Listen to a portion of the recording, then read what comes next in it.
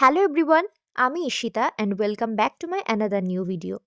আজকের ভিডিওর টপিক কী সেটা আশা করি তোমরা বুঝে গেছো। হ্যাঁ, আজকে আমি মকর সংক্রান্তি তথা পৌষ পার্বণের একটি ব্লগ তোমাদের সাথে শেয়ার করছি। বাঙালির ১২ মাসে ১৩ পার্বণ, তার মধ্যে এই পৌষ পার্বণ হলো অন্যতম। এই পৌষ পার্বণ কিন্তু বাঙালির কাছে আরও একটি নামে পরিচিত, পিঠে পুলি উৎসব। হ্যাঁ, এই পৌষ পার্বণ বা পরপুজোর বিশেষতা হলো এটাই। এই পুজোর দিন প্রায় প্রতিটি বাঙালি বাড়িতে দেবীর পদচিহ্ন অঙ্কন করে তাকে আহ্বান জানিয়ে তার বন্দনা করার সাথে সাথে বিভিন্ন ধরনের ভিন্ন স্বাদের পিঠে তৈরি হয়ে থাকে বাঙালিদের রান্নাঘরে। পুজোর দিন সকাল সকাল ঘুম থেকে উঠেই নিয়ম অনুযায়ী মা পুজোর সমস্ত জোগাড় করে রেখেছিল আর দেবীর পদচিহ্নের ওপর ফুল ছড়িয়ে বাকি কাজটা কমপ্লিট করে নিল। তারপরে আমরা সবাই কিন্তু অপেক্ষা করছিলাম ঠাকুরমশাইয়ের, কারণ ঠাকুরমশাই কিন্তু বিভিন্ন পাড়ায় ঘুরে ঘুরে এদিন পুজো করে, ঠিক যেমনটা কালী পুজোর সময় হয়ে থাকে ঠিক সেরকমই এই পুজোর দিনেও কিন্তু ঠাকুরমশাইয়ের ডিম্যান্ড প্রচুর। সবাই অধীর আগ্রহে অপেক্ষা করে থাকে যে আমাদের বাড়িতে ঠাকুরমশাই কখন পুজো করতে আসবেন। তো সেই সুযোগে আমি রান্নাঘরে চলে গিয়েছিলাম আর পিঠে বানানোর তোড়জোড় শুরু করে দিয়েছিলাম। পিঠে বানানোর জন্য যে উপকরণগুলো লাগবে সেইগুলোই আমি এখানে একটু রেডি করে রাখছিলাম, মা আমাকে হেল্প করছিল। আর এই যে দেখো, আমার বিল্লিগুলো কিন্তু এখানে পুজোর জায়গাটা পাহারা দিচ্ছে, মানে যতক্ষণ না ঠাকুরমশাই আসছে ওরা এখানে পাহারা দেবে। তারপর অপেক্ষার অবসান ঘটিয়ে ঠাকুরমশাই এলেন এবং পুজো সম্পন্ন হলো। আর পুজো শেষে মা কিন্তু এই পুজোরই একটা নিয়ম পালন করছিল, যেটা কিন্তু আমি আলাদা করে পুজোর দিনেই তোমাদের সাথে শেয়ার করেছিলাম একটা শর্ট ভিডিওর মাধ্যমে। আশা করি তোমরা সেটা দেখেছো, আর যারা দেখোনি তারা এখনই গিয়ে চেক করে নিতে পারো। এই পুজোর নিয়ম অনুযায়ী যে দেখতে পাচ্ছ এখানে একটা গামলার মধ্যে জল রাখা হয়েছে আর একটা লাউ পাতার মধ্যে কিন্তু অনেক রকম জিনিসপত্র রয়েছে, প্রদীপও রয়েছে। তো এটাকে কিন্তু ভেলার মতো করেই জলের মধ্যে ভাসানো হচ্ছে। আমার ঠাম্মি যেহেতু বেশ অনেকটাই আগেকার দিনের মানুষ, তাই ওনার মুখেই এই কথাটা অনেকবার শুনেছি। কথিত আছে এই পুজোর নিয়ম অনুসারে যে কোনো বড় পাত্র বা গামলার মধ্যে জল নিয়ে একটি কৃত্রিম পুকুর তৈরি করা হয়, যেটাকে বলা হয় জমপুকুর। এবং এর মধ্যে প্রত্যেক মাই নাকি তার সন্তানের মঙ্গল কামনায় এই লাউ পাতার ভেলা ভাসিয়ে দেয়। এতে নাকি সন্তানের আয়ু সুখ এই সমস্ত বৃদ্ধি পায়। আমার ঠাম্মি এখন আমার মেজো পিসিমণির বাড়িতে রয়েছে, কিন্তু এর আগে প্রতিটা বছরেই পুজোর দিনে ঠাম্মি আমার বাবি, জেঠু, কাকু এবং সব পিসিদের মঙ্গল কামনায় কিন্তু এই নিয়মটা পালন করে এসেছে। আর আমার মাও প্রতি বছর এই নিয়মটা পালন করে আমার আর আমার দিদির মঙ্গল কামনার জন্য। তো আমি ছোটবেলা থেকে দেখে আসছি যে আমাদের বাড়িতে এই পৌষ পার্বণের দিন কিন্তু মা, ঠাম্মি সবাই এই নিয়মটা পালন করে। তো তোমাদের কার কার বাড়িতে এইরকম নিয়ম পালিত হয় এই পুজোর দিন সেটা কিন্তু অবশ্যই আমাকে কমেন্ট সেকশনে জানিও। পুজো তো শেষ, তারপরেই আমি রান্নাঘরে চলে এসেছিলাম পিঠে বানানোর জন্য। এর আগে প্রতি বছর পৌষ পার্বণে মা, দিদি আর ঠাম্মি মিলে পিঠে বানাতো। আমি সেগুলো শুধু দেখতাম আর খাওয়ার সময় খেতাম। কিন্তু এবছর মনে হলো যে না, আমি এবছর পিঠে বানানো শিখব। তো মায়ের কাছে জিজ্ঞেস করে করে আমি সমস্ত কিছু করছিলাম। মা আমাকে যেমন যেমন বলে দিচ্ছিল সেই অনুযায়ী আমি পিঠেটা বানাচ্ছিলাম। প্রথমেই শুরু করেছিলাম এই সরু চাকলি দিয়ে।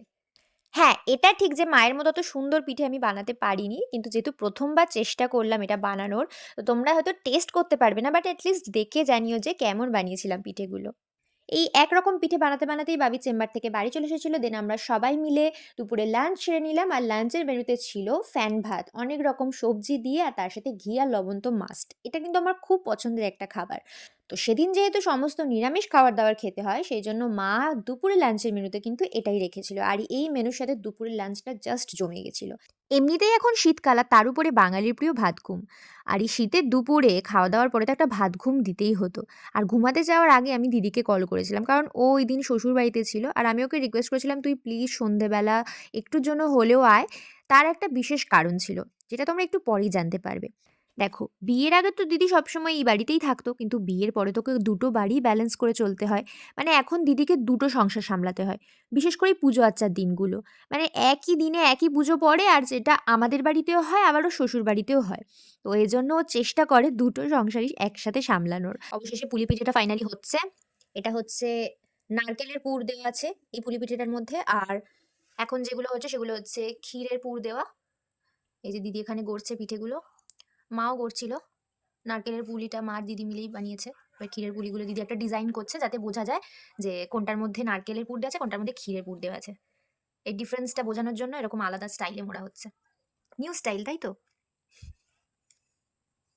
সবটাও এখানে প্রায় রেডি, আর কয়েকটাই বাকি আছে। এইটার মধ্যে নারকেলের পুর দেওয়া আছে, এই থালাটাতে যেগুলো রয়েছে, আর এটার মধ্যে হচ্ছে ক্ষীর দেওয়া আছে এই পাটিসাপটাগুলোর মধ্যে। এখনো কিছু বাকি রয়েছে বানানো, যেগুলো আমি ক্ষীরের পুর দিয়ে বানাবো। এত বছর পৌষ সংক্রান্তিতে আমি শুধু পিঠে খেয়ে এসেছি, আর দিদি মা বানাতো পিঠে, সেটা শুধু আমি দেখতাম। না, ঠাম্মিও বানাতো আগে। যাই হোক, ওরা পিঠে বানাতো, আমি শুধু দেখতাম আর খাওয়ার টাইমে খেতাম। কিন্তু এই বছর পৌষ সংক্রান্তিতে আমি পিঠে বানানো শিখেছি। সকালবেলা মায়ের কাছে শিখেছি সরু চালকি। সেটা যখন বানাচ্ছিলাম সেই ভিডিওটা কিন্তু আমি তোমাদের সাথে শেয়ার করেছি, দেখেছো। আর সন্ধেবেলা দিদির কাছ থেকে শিখেছি পাটিসাপটা বানানো। তো ও শ্বশুরবাড়িতে ছিল, আমি ওকে ফোন করে বলেছি যে তুই আয় এখানে, আমাকে পাটিসাপটাটা বানানো শিখিয়ে দে।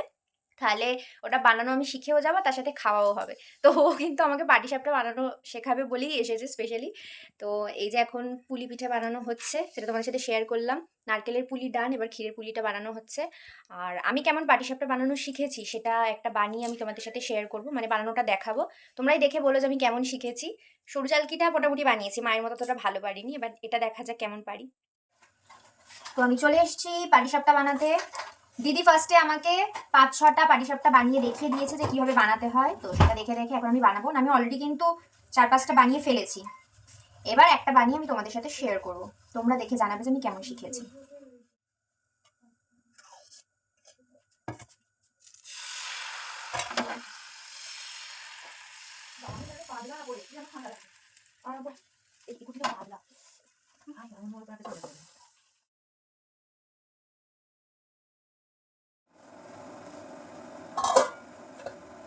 এবার এর মধ্যে দিয়ে দেবো পুর, ক্ষীরের পুর।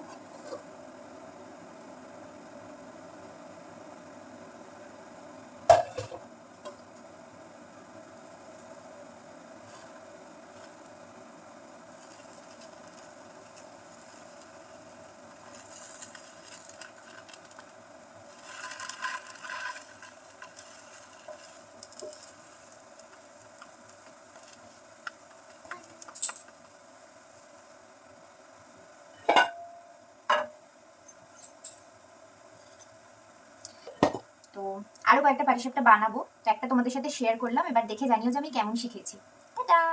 সেদিন আমরা বাড়িতে 4-5 রকমের পিঠে বানিয়েছিলাম। কিন্তু পিঠের পরিমাণ আরও বেড়ে গেছিল যখন আমার মেজোমণি আর মামিমা তাদের বাড়িতে বানানো সমস্ত পিঠেগুলো আমাদেরকে পাঠিয়ে দিয়েছিল টিফিন বক্সে করে। এই থালাটার মধ্যে যে 3 রকমের পিঠে রয়েছে, এই পিঠেগুলো আমার মেজোমণি পাঠিয়েছিল। চিতই পিঠে বা আশকি পিঠে, পুলি পিঠে আর পাটিসাপটা। মামার বাড়ি থেকে মামিমা পাঠিয়েছিল 2 রকমের পিঠে, মালপোয়া আর রসবড়া। কিন্তু সেগুলো এখন এখানে নেই। খাওয়ার সময় যখন পুরো প্লেট সাজিয়ে মা আমাকে খেতে দিয়েছিল তখন সেখানে তোমরা নোটিস করবে। হ্যাঁ, দেখো খেতে পারি আর নাই পারি, কিন্তু এই পিঠে পুলি উৎসব বা পৌষ পার্বণে কত রকমের পিঠে থালায় সাজিয়ে একটা ফটো তোলা যায়, সেটাই তো আসল উদ্দেশ্য, তাই না? সেজন্য খেতে না পারলেও সব ধরনের পিঠে কিন্তু আমি আমার থালার মধ্যে সুন্দর করে সাজিয়ে সেটা তোমাদের সাথে শেয়ার করেছি। আর এই এত রকম পিঠের মধ্যে আমার সবচেয়ে পছন্দের হলো 2 রকম পিঠে, মালপোয়া আর পাটিসাপটা। তোমরাও তোমাদের পছন্দের পিঠের নামটা কিন্তু কমেন্ট সেকশনে বলে যেও। ছোটবেলা থেকেই পৌষ পার্বণের এই বিশেষ দিনটি আমার ভীষণ ইন্টারেস্টিং লাগতো, কারণ বছরের এই একটা দিনই বাড়িটা ভরে উঠতো দেবীর পদচিহ্ন আর সুন্দর সুন্দর আলপনায়, আর তার সাথে থাকতো মা, ঠাম্মি আর দিদির হাতে তৈরি বিভিন্ন ধরনের সুস্বাদু পিঠে। সব মিলিয়ে দিনটা হয়ে উঠতো ভীষণ আনন্দের। আর এই যে তোমরা দেখছো এত সুন্দর সুন্দর আলপনা, এই সবই হচ্ছে আমার দিদির হাতের কাজ। ওর হ্যান্ডরাইটিং, ড্রয়িং এবং আলপনা এতই সুন্দর, তাই আমাদের বাড়ির যে কোনো শুভ অনুষ্ঠান, পুজো হোক যাই হোক, আলপনা দেওয়ার কাজ কিন্তু আমার দিদিই করে থাকে। আর যেহেতু তোমাদেরকে বললাম যে এখন দিদির বিয়ে হয়ে গেছে বলে দুটো সংসার একসাথে ব্যালেন্স করে চলতে হয়, তো সেই জন্য দিদি এই পুজোর আগের দিনই আমাদের বাড়িতে এসে আলপনা সমস্ত কাজ কমপ্লিট করে দিয়ে আবার শ্বশুরবাড়ি চলে গিয়েছিল। আর এই যে দেবীর পদচিহ্ন, এগুলো কিন্তু মা আর দিদি দুজনে মিলে করেছে। তোমাদেরকে আরেকটা কথা বলি, এই ভিডিওটা আমার এই নতুন বছরের অর্থাৎ 2026-এর ফার্স্ট ব্লগ ভিডিও। প্রথমে ভেবেছিলাম এই টপিকের উপর আলাদা করে কোনো ব্লগ ভিডিও আমি বানাবো না। তারপরে ভাবলাম আগের বছরগুলোতে আমি অনেক বেশি কুড়েমে করেছি। এই বছর সেটা আর করা যাবে না। সেই জন্য নতুন বছরে মনে নতুন আশা নিয়ে আমি কনটেন্ট ক্রিয়েশনের কাজটা কিন্তু মনোযোগ সহকারে শুরু করে দিয়েছি। তবে হ্যাঁ, সারা বছর ধরে এটা কতদূর কি এগোবে সেটা আমি বলতে পারছি না। তবে চেষ্টা করব। দেখো আমি কিন্তু তোমাদের সাথে প্রায়শই photo, reels and story share করেই থাকি। কিন্তু এই ধরনের ব্লগ ভিডিওগুলো ভয়েস ওভার দিয়ে এডিট করে সবসময় তো শেয়ার করা হয়ে ওঠে না। বিকজ অফ আমি কলেজে যাই এবং ডান্স ক্লাস থাকে, এটা সেটা করে বিজি হয়ে পড়ি।